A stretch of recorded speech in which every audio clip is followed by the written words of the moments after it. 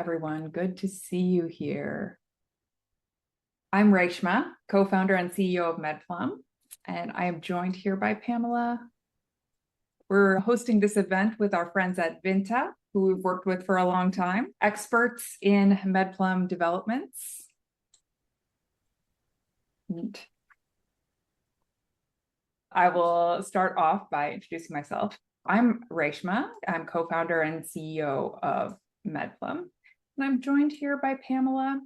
Pamela is a senior software engineer at Vinta, and she has around 7 years of web development experience, Django, React, and of course, Medplum. She has a really awesome resume, former Django Girls member and Python Brazil speaker, and she's spent the past 2 years building healthcare applications, and including Pamela and I have spent a lot of time together working on applications. She holds a CS degree from UFPE, focuses on translating clinical workflows to reliable, intuitive software. Pamela, thank you us through this implementation today. Yeah, glad to be here. Glad to be here. Thank you for the introduction, Hekman. Awesome. Yes, I take the opportunity to highlight her very awesome background. And what we're going to go through is a little bit of overview on Medplum and a brief overview on Vinta as well, and talk a little bit about real-time apps, what's important about them, what's impactful about them. And then we'll go through how the real-time apps work at a systems level for the bots and the Medplum agent, how together to make these real-time applications work. Pamela has a sweet demo that she's going to show, and we're going to release the source code for the demo as well. So very cool. And talk through a few similar use cases. The transfer center, which is what we're going to demo today, is basically a reference application that has many adjacent use cases. If you make some alterations, we'll walk through that as well. And please feel free to use the chat, ask questions. You might notice Medplum is more a community vibe. The webinars you might have seen, we're all here in the group chat, and we welcome folks to hang out about if they have any questions or ideas that come up as we discuss. First of all, why do we exist? Healthcare developers, people who are making medical apps like Pamela, have a terrible choice. They have to from scratch and just have a ton of investment, or they buy an off-the-shelf software and they fight with it. This is a really big pain point in the industry for devs and very source of dissatisfaction for many stakeholders. Medplum plus devs work together for exceptional healthcare products. We have our platform here below the line where authentication, workflow data, certifications, etc. And the customers and developers bring their own custom logic, user interface, and clinical workflows. A lot of this is open source so that developers can really be very engaged and understand how things work and fit together. That is part of the offering. And we offer a unified platform upon which many categories of healthcare IT can be built. Pamela, for example, has worked on different kinds of applications across the spectrum. I think MSO, case management, patient CRM. In this particular example, we're going to focus on a dashboard and an integration engine implementation. That is what today is going to be all about. But all of these things are possible. And Medplum works across the cloud platforms if that's something that's desired as well. Here's a system diagram. Medplum provides this infrastructure here, and customers are building applications on top. We also have our bot framework, which powers a lot of the integrations and stuff you'll see today. This is a reference diagram.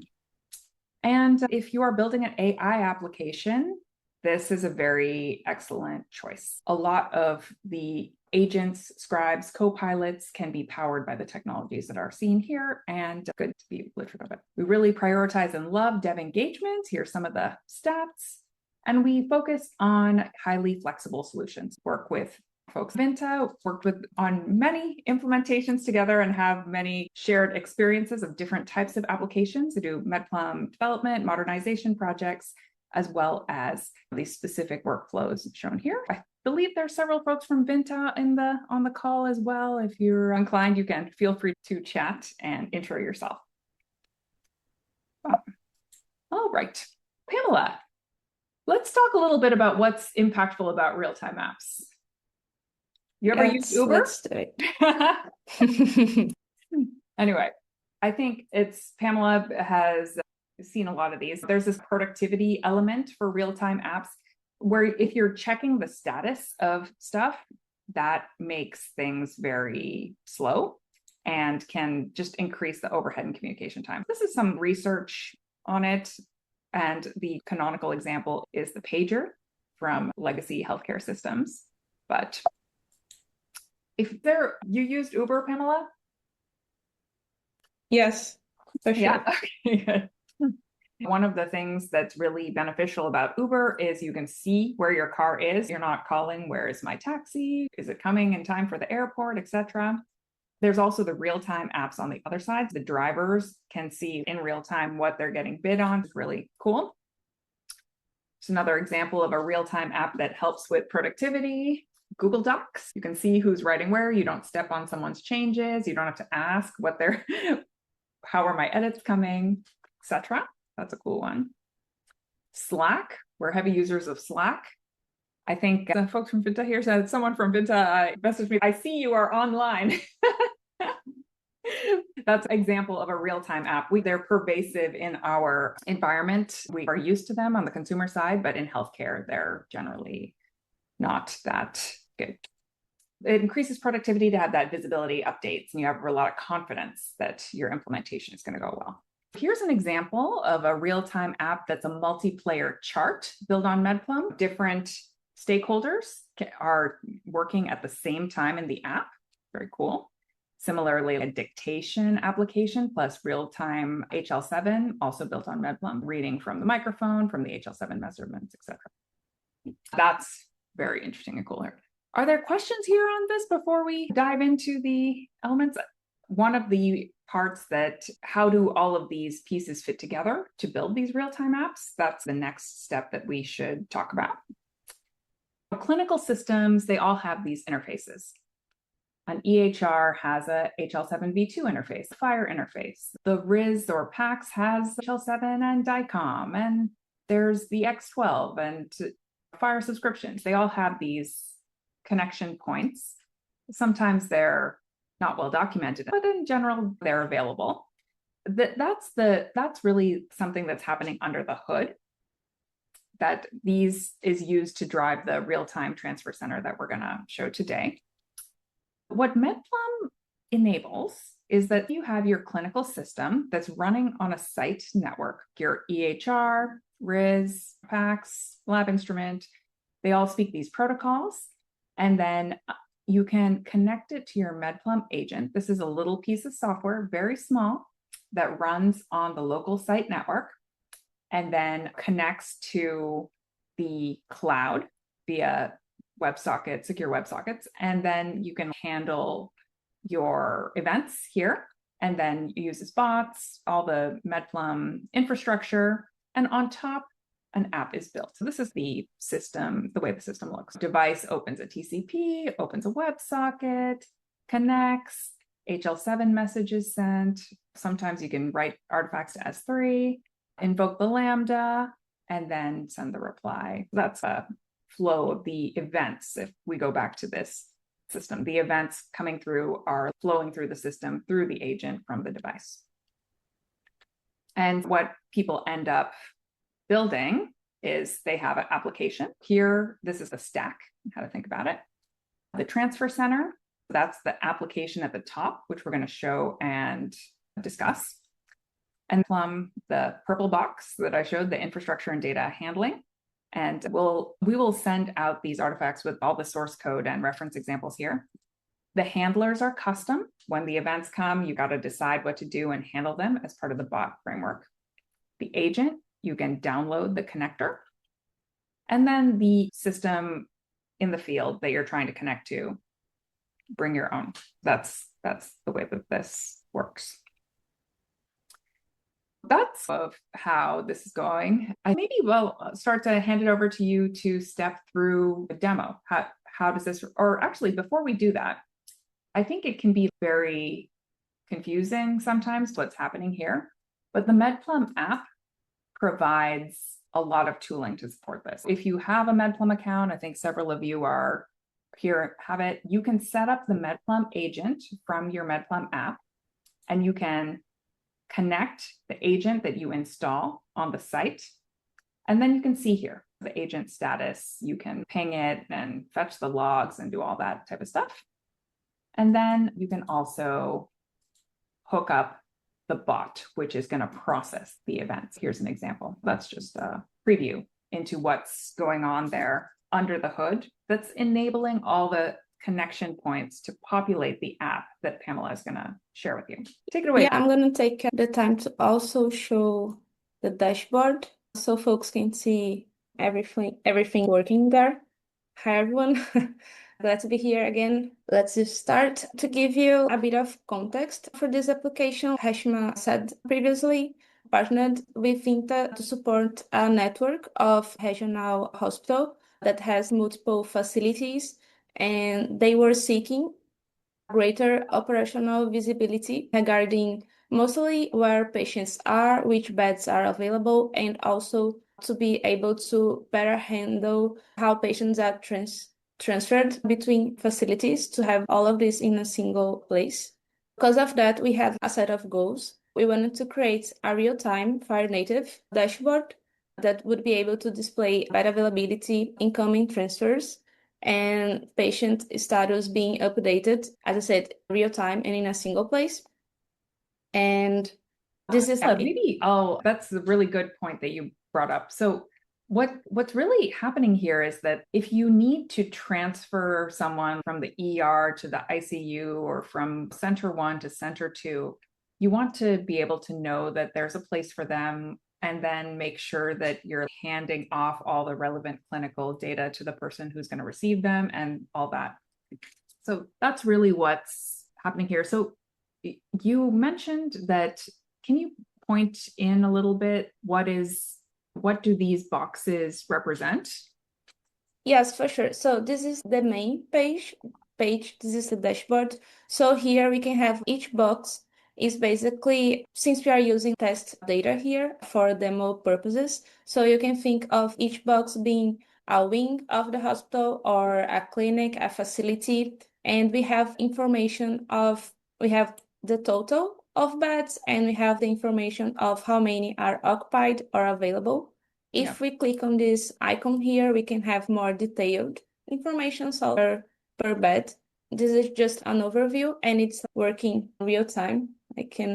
Yeah, very cool. So let's maybe drill in a little bit here, because this is a very healthcare standard application, right? So it's not like you're hard coding all the beds and stuff like that. How is this represented?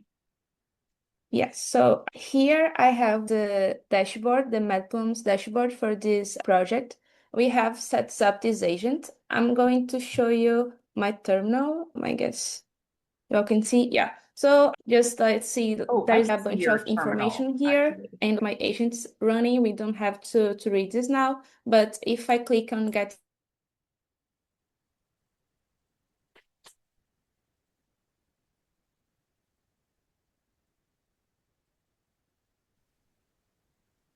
Yeah, we can't see the terminal either.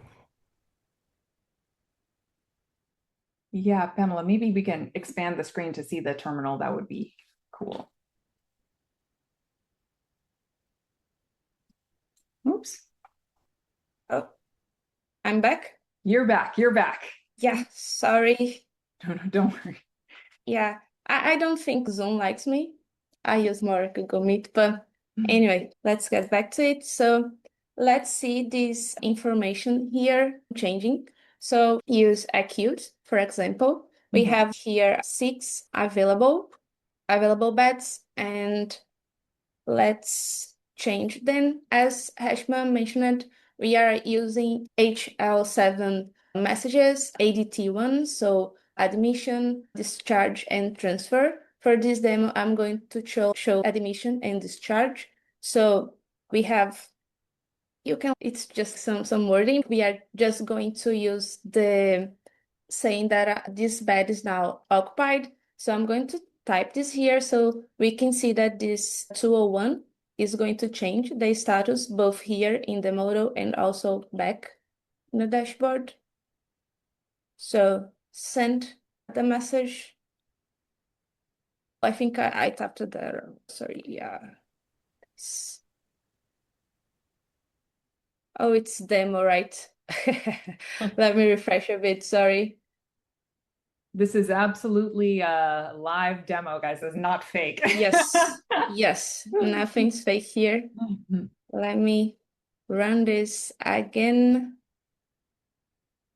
Okay, here we go, occupied. And now we have the number is updated here. We can see all of this information in the Medplum's dashboard as well. We are not showing in the logs, and I'm going to explain this because it's a matter of a security concern. So if you have someone working basically on the technical side for this application, then we are not going to exposure any kind of PHI here. So Plum had the thought to take care of that. There is a caveat because we have this event where we can see the message being sent. However, it's possible to filter this out through access policies. So it's possible to, depending on the type of the user, so it's possible to configure this that only people who actually have access to PHI are able to see this information. So that's already took care of.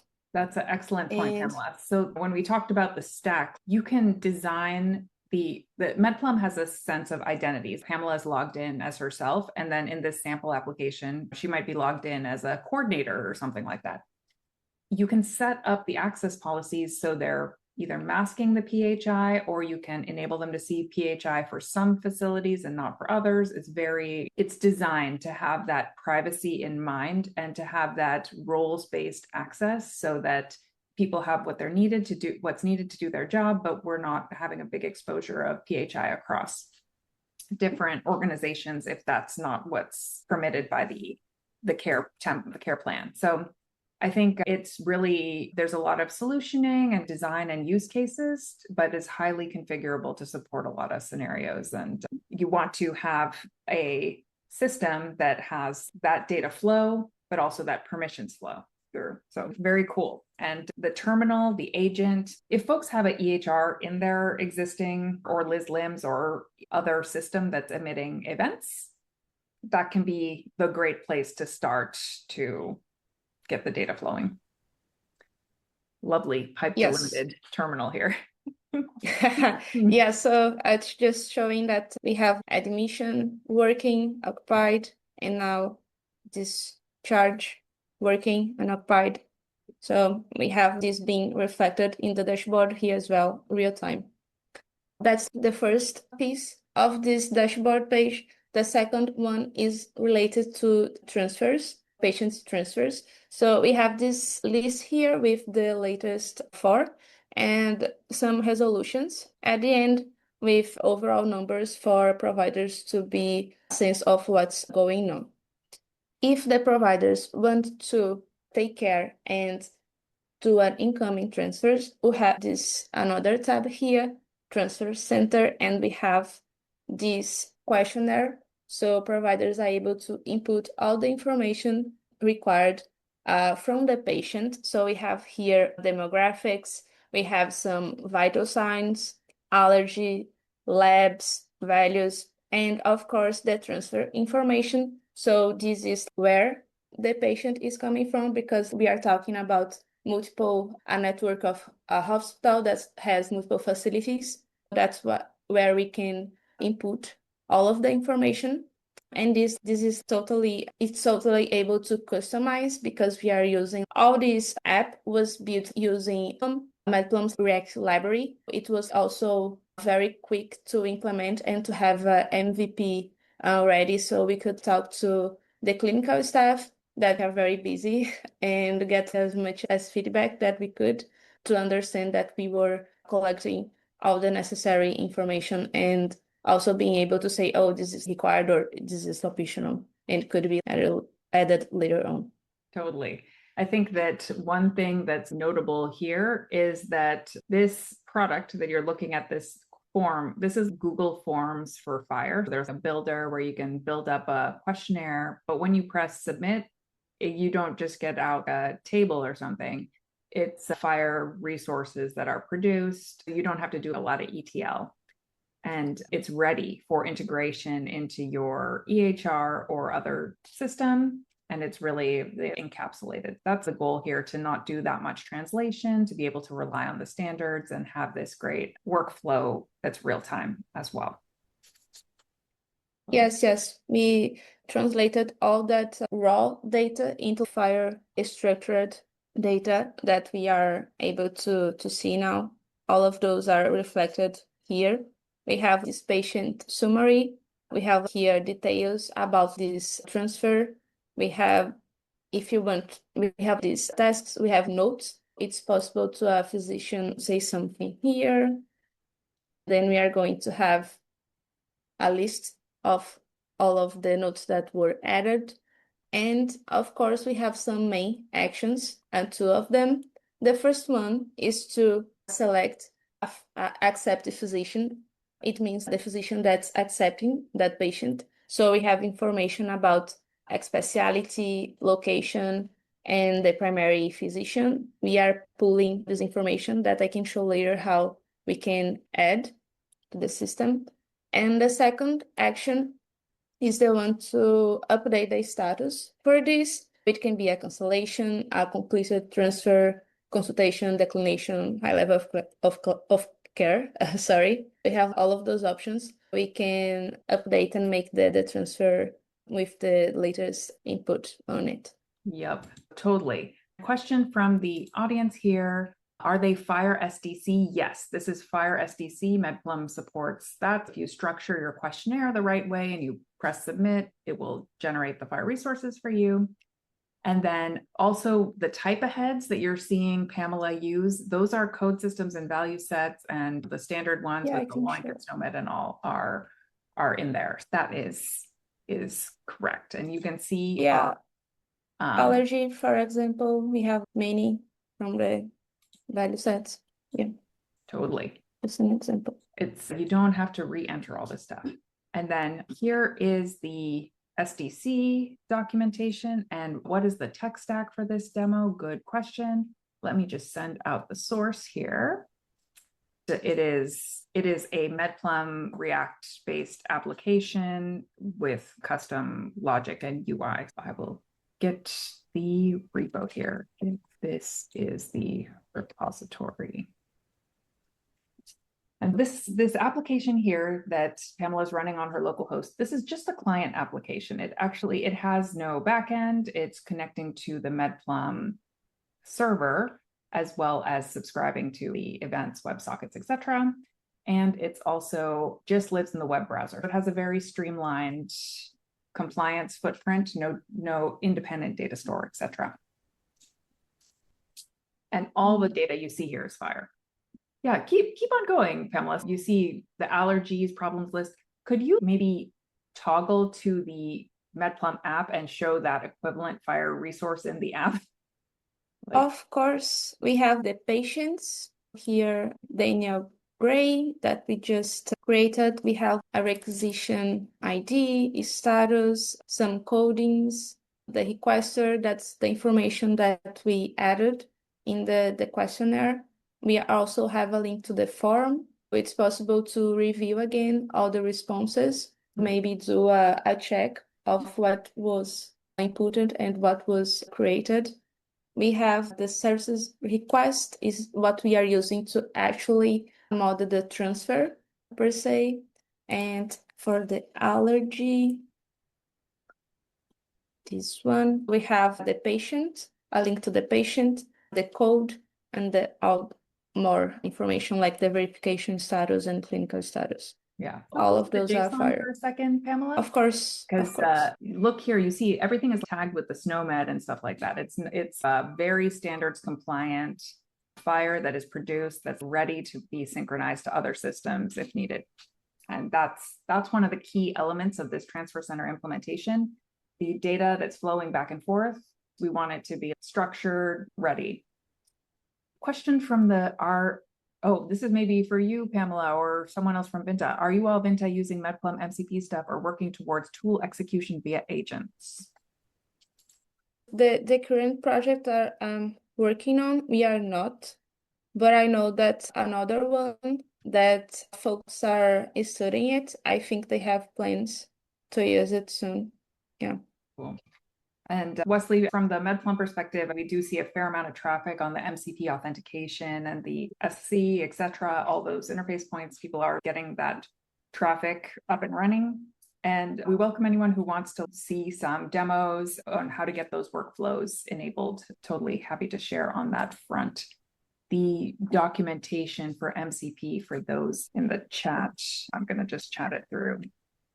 MCP stands for Model Context Protocol, and it is standard from Anthropic that lets you connect LLMs to your systems of record. And Medplum has a really cool implementation for it. There is the announcement as well as the, let me get the documentation. Documentation is here. And it should be enabled on the sandboxes if folks want to try it out. I think one thing that's really interesting is that the models, the LLMs, understand FHIR really well because it's been around since standard, publicly accessible, etc. And so it's Claude and friends can make a lot of progress in understanding and manipulating the spec. So sorry to digress, Pamela. Back to your demo. Totally. Keep the questions coming if you have them, but let's maybe go into the workflow that you showed in the portal. So the two main core use cases are, again, being able to see the availability of the beds per facility and also a clear view of how the transfers are going through. But we have an admin section that would be those two here. For the physicians, it's basically a way that we have to create a register new physicians. So we can say the title, name, qualifications, specialty, and phone number. For this particular project that we worked on, it was very important to have the phone number because it could be a scenario or that it would be a very late midnight transfer, and it was very important that we have this information so the physician can receive a call and say, okay, whatever, just talk about the process. So this is just important context for this specific project. Totally. I think that one key part of a Medplum implementation is really making sure that your provider directory is modeled well, so you know who's on staff, what their qualifications, all that type of stuff, and even who's available right now, that Slack example. And that really helps with the coordination. Very good to see it in practice. Yeah, and another feature would be for having some extra questionnaires. For this case, it relies on the physician. So, for example, for this Dr. Jonathan here, we have this questionnaire. This is also one component. That's the one that Rashma mentioned before. That's the questionnaire builder that you have all the tools to add item, add group, etc. Yeah, Google Forms for FHIR. That's the kind of way to think about it. But and this is just a way because it depends on the physician or depending on the specialty, maybe there are some additional questions that the medical staff should get the answers for the transfers to be able to be accepted or not, basically. So this was another addition. Very cool. I don't know if folks have that experience, but I think Pamela and I have seen the clinical staff often. They're very opinionated about what data they want captured and how to make the quality of care the best, and allowing them to administer per department what data is mandatory, et cetera, is part of what could be just increasing the clinical fidelity. Yeah. Let's maybe go to the locations a bit. Yes. And location, this is also an admin page. It's for us to be able to register the locations. Here we have because in FHIR we can look like a hierarchy for locations. So we have these main ones, that's the wings or the facilities. And then we can create inner, and for this specific case are the beds but you could have many levels. And here we have a few fields like name, description, sorry, and operational status. Yeah. I mean, very, very cool. You can enable, disable facilities, etc. It's also, I know there's a fair number of folks in the audience who are working on apps for telephony, and that those call center equivalent apps would be able to have some knowledge about which beds are occupied, etc. Or in general, the census of the facility can be a very useful primitive to help those who are trying to get a cross-departmental view of what's going on. So cool implementation. All right. So maybe let's go back to the agent for a second, Pamela. Sure. So I think one of the things that's just interesting here is that the agent represents a connector to a health record system, an EHR or a LIS-LIMS or a RIS-PACS, and it can see it's a cloud view of anyone in the audience used Mirth or CorePoint or any of those type of technologies? Yes. Maybe? Yes. Okay. So Medplum Agent is a hardcore cloud version of those, that it's not meant to be just connecting on the local network, but it can connect to the cloud and do that manipulation in the cloud, which allows for a lot more streamlined workflow as well as better uptime. So what in a mature implementation, there's 20, 50 agents connecting to various systems. You can think of them the little Mirth connectors, but you can see all of them. In fact, Pamela, if you click on agent and you show all the agents, you could see your whole fleet. And is it active, right? Troubleshoot them and view their status. It is a very powerful pattern that can reduce the downtime or service interruptions. As a longtime healthcare IT person, you often get woken up in the middle of the night that my connector is down. What's wrong with it? Can you troubleshoot it? Having a dashboard like this where you can just introspect, oh, the LIS system is having an outage. That's why you don't see it. That is a very powerful paradigm and can hopefully save a lot of late night awakenings. In my experience, these type of systems are very hard. If you use the traditional kinds that are just on premises, it's very hard to get the high uptime cloud equivalent that hopefully can increase the site reliability across the system. That's the thinking there. Reshma, does this tie into, don't you all have a remote on-prem extension to get data from behind firewalls up to Medplum? Isn't there, is that this or is that different? That's this. It's called the Medplum agent. Let me just chat here. That's the one, right? That's the one. It's the distributed interface engine concept of putting stuff on-prem. Yeah. Gotcha, perfect. That's one thing where Mirth never matured. I think one difference between the Medplum agent and something Mirth is on Mirth, the connector itself has the translation and connectivity. The Medplum agent have very much logic in it.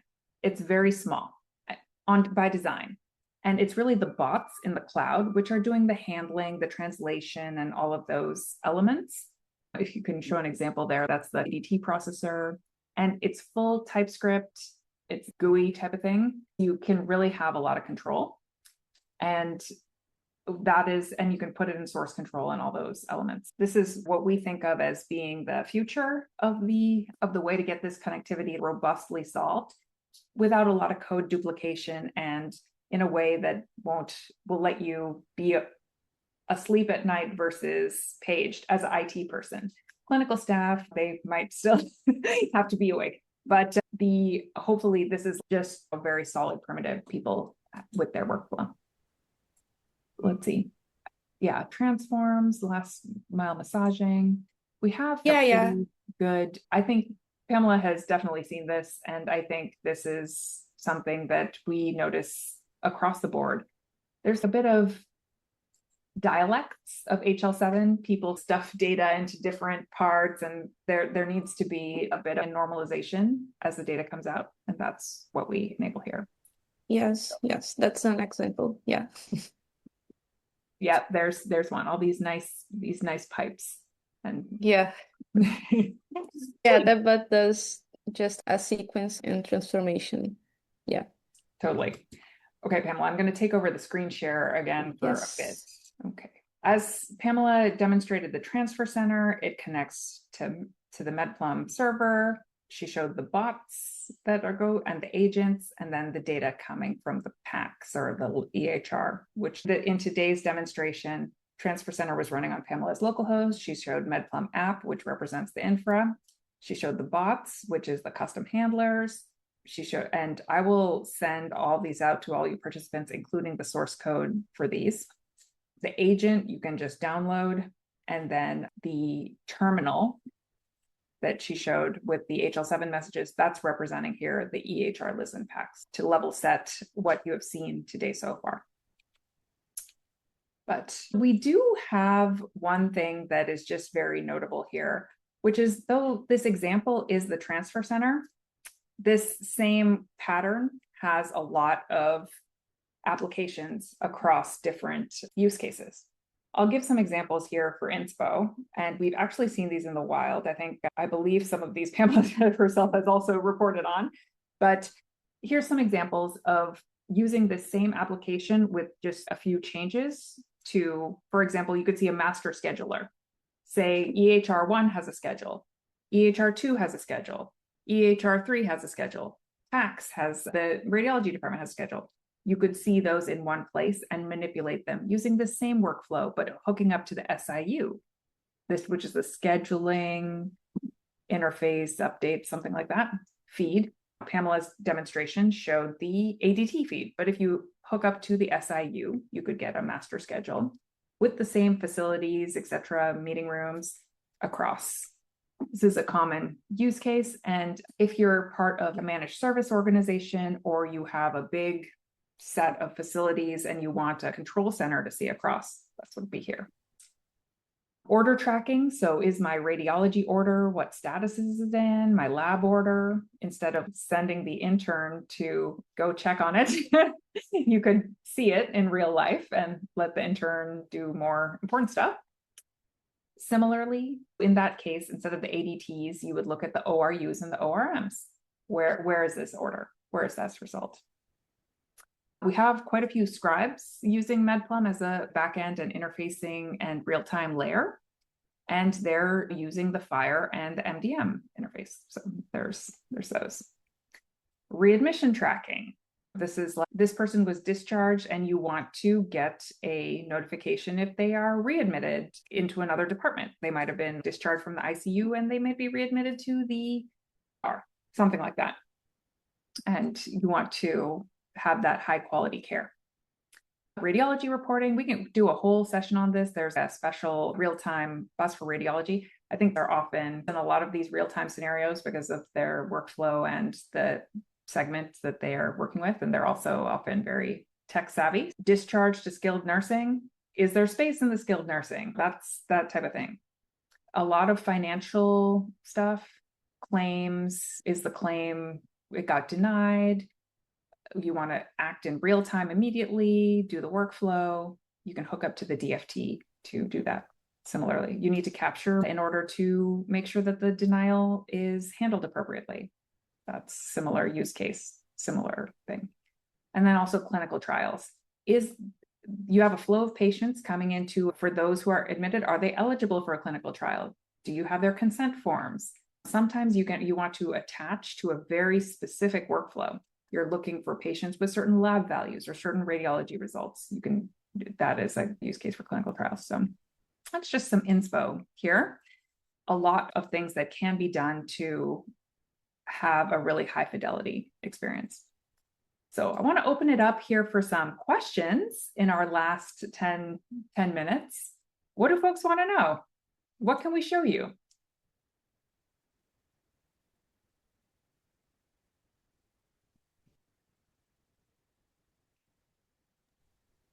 And Reshma, this is Wesley. I've got a question, for it. and I'm curious because I've seen this is more of an acute care oriented dashboard on a hospital, and good job. This was very impressive. I think this is great. I love where the industry, at least the people on the webinar, I think. But one question I've got, and I've seen other uses of Medplum and stuff like that. People baking it into the product to help them support use cases like point solutions. But I'm curious, is there anybody out there that's really said, hey, I want to build almost as complete as possible, but not with all the stupid features that these other EHR vendors have put in place. But ambulatory EHRs for physicians that are not tied to hospitals, that they're just out doing their own thing, treating patients they really want to. Is there a MedPlum based solution out there that somebody's done that handles that? There are quite a few. I think let me chat here a few examples.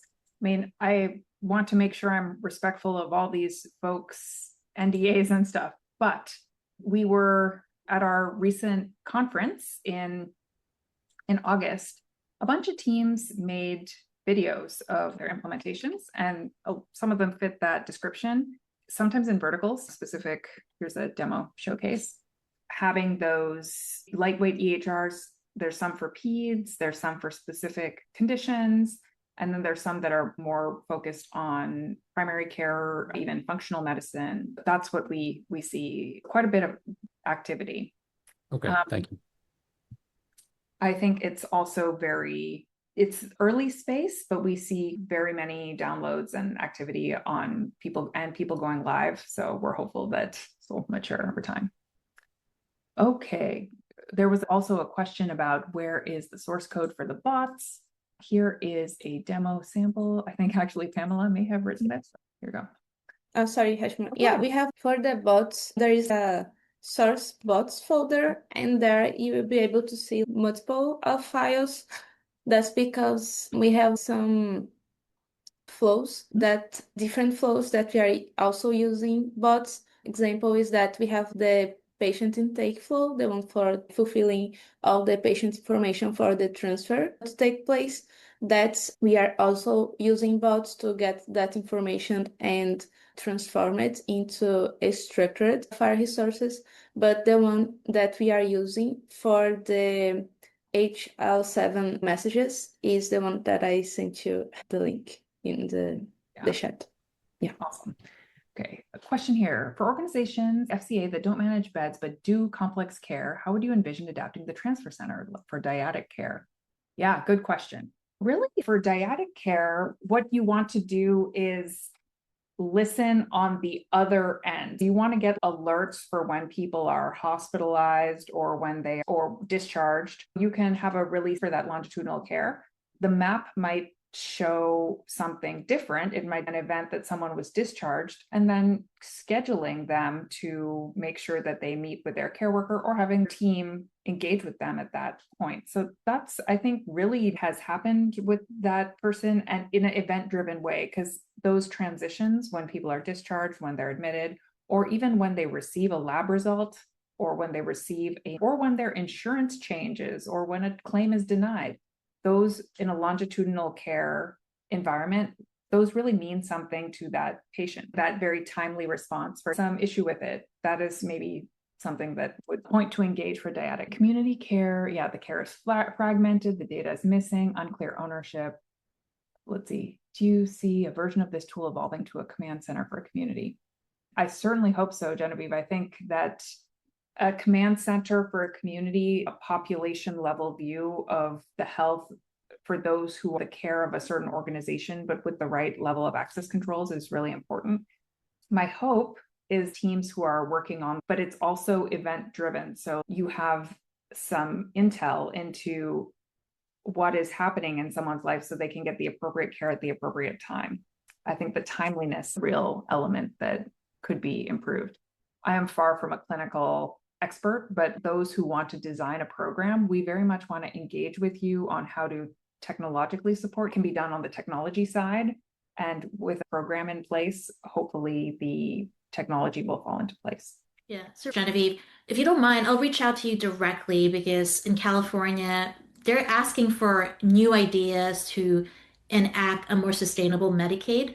And there are a lot of the reporting requirements related to social care for older adults. So you have a unique interaction of orchestration in home and community that the state wants to enable. So if Medplum is interested in helping us respond to that in a co-logo basis, we'd be very interested in maybe submitting a paper with you all.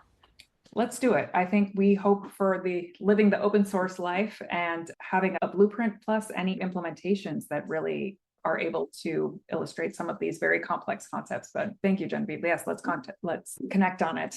All right. Well, it's 1 minute till. So thank you everyone for joining us for our webinar. If you've signed up, we'll go ahead and also send the deck and all of the links and materials, artifacts, source code. And let's see. Oh, a few more questions. What motivated us to go with the free open source route? We're actually commercial open source. I think we have a SaaS platform that we support as well. I think what inspired us is that really the best developers are able to leverage open source to build those comprehensive solutions, which we feel are really important. And that is key for us to help really build. Without open source, I think it is very hard to build effectively. Also for the Transfer Center, Mateos, if you are interested in contributing, here is the source code. We obviously welcome pull requests. I think if you are willing to share any implementations that you build or derivatives, that's a key way that we would benefit. And then in our Discord, people share implementations that they've done, some with source code, some with not. We're not really dogmatic about it, but I think just sharing the knowledge of what's been implemented is great. So thank you everyone for your time, and we'll have recording and artifacts sent out to the group, and let's be in touch. And thank you. Thank you. For all Yeah, thank you, Hashma. Bye everyone. Bye everyone. Have a good day.